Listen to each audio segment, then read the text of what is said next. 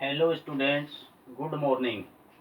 आज इस वीडियो में अपन चर्चा करेंगे कोशिका से संबंधित कुछ महत्वपूर्ण प्रश्न। तो देखिए, कुछ महत्वपूर्ण प्रश्नों में प्रथम नंबर पे जो क्वेश्चन लिखा हुआ है वो है राइबोसोम की फैक्ट्री कौन है। अर्थात एक जो कोशिका होती है उस कोशिका के अंदर जो राइबोसोम का निर्माण होता है वो कोशिका में किस स्थान पर होता है। तो इसका उत्तर आएगा राइबोसोम की फैक्ट्री के लिए वो होगा केंद्रिका।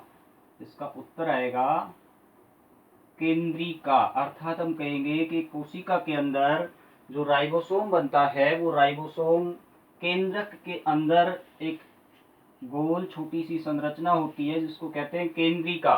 तो इस केंद्रिका के अंदर राइबोसोम बनते हैं, इसलिए केंद्रिका को राइबोसोम की फैक्ट्री कहा जाता है। इसी प्रकार नंबर 2 पर है कोशिका का मस्तिष्क कौन होता है। कोशिका का मस्तिष्क, इसका अर्थ होता है कि कोशिका का नियंत्रण कौन करता है। अर्थात कोशिका जो होती है उसके समस्त कार्यों पर कंट्रोल कौन करता है। तो एक कोशिका के सभी कार्यों पर कंट्रोल करने के लिए उसमें एक अंगक उपस्थित होता है और उस अंगक का नाम होता है केंद्रक। वो होता है केंद्रक। तो अपन कहेंगे कि कोशिका का जो मस्तिष्क होता है वो केंद्रक को कहा जाता है। इसके बाद तीसरे नंबर पे है कोशिका का शक्ति घर किसे कहा जाता है। अर्थात एक कोशिका में एनर्जी, ऊर्जा जो प्राप्त होती है वो कहाँ से प्राप्त होती है, कहाँ पर संचित होती है। तो ऐसा भी एक अंगक कोशिका के अंदर होता है और उस अंगक को कहा जाता है माइटोकॉन्ड्रिया। माइटोकॉन्ड्रिया।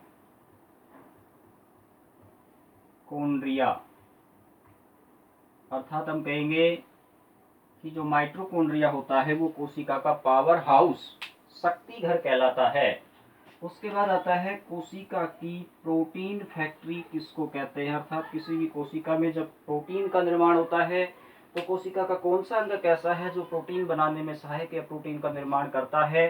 तो प्रोटीन बनाने में सहायक जो होता है वो होता है राइबोसोम। राइबोसोम। इसलिए हम कहेंगे कि कोशिका की प्रोटीन फैक्ट्री किसे कहते हैं, तो राइबोसोम को कहते हैं।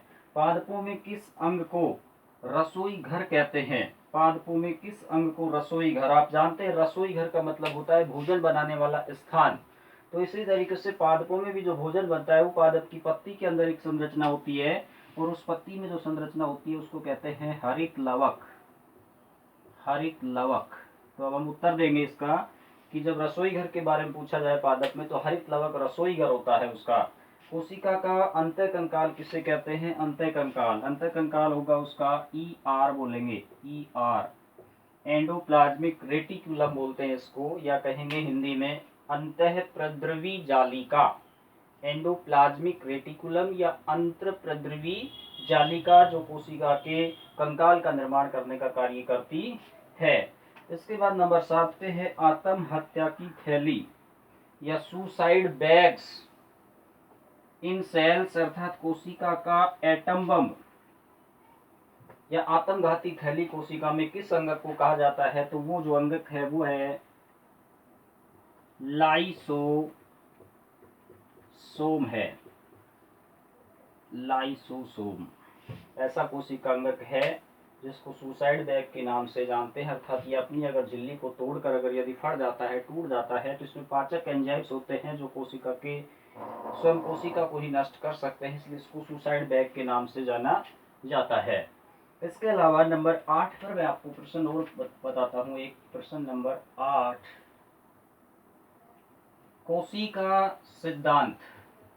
कोशिका सिद्धांत किसने दिया था। तो वैज्ञानिक का नाम आएगा सिलाइडेन वेस्वान। ये दो अलग अलग वैज्ञानिक थे जिन्होंने कोशिका सिद्धांत को प्रतिपादित किया था। 9वां क्वेश्चन होगा कि जो कोशिका सिद्धांत है वो प्रतिपादित कब किया गया